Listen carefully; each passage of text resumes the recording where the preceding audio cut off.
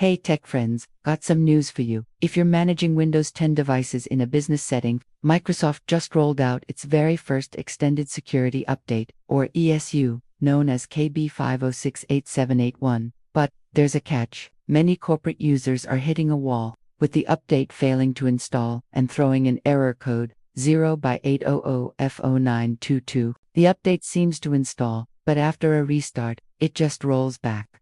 Microsoft has confirmed they're aware of the problem and are investigating. They say it specifically affects devices that were activated using a Windows subscription through the Microsoft 365 Admin Center.